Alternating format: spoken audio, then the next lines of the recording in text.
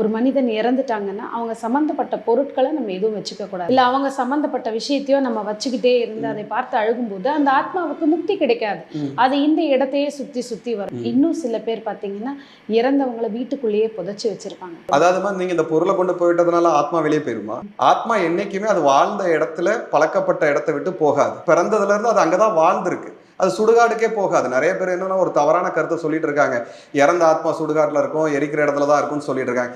எந்த ஆத்மாக்கு எங்க வாழ்ந்த இடத்துல பிடிக்கப்பட்டிருக்கோ அங்கதான் வாழும்.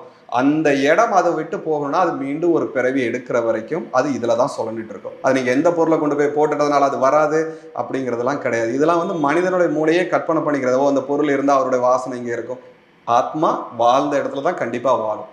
எத்தனை வருடங்கள் இப்படி பிறப்பு எடுக்கிற வரைக்கும். அந்த பிறப்பு எப்ப எடுக்கும்ன்றது அது ஆத்மா கர்ம அதோட பயணத்தை பொறுத்துதான் இருக்கு. இப்போ நீங்கள் உங்க வாழ்க்கையில செய்யக்கூடிய நன்மைகள் தீமைகள் எல்லாமே உங்க கர்மாவோட பயணம் தான் இருக்கு. இப்ப இதை நான் எப்படி முடிவு பண்ண முடியும்? சோ உங்க யாத்திரையை பொறுத்துதான் உங்களுடைய பிறவி கொடுக்கப்பட போகுது.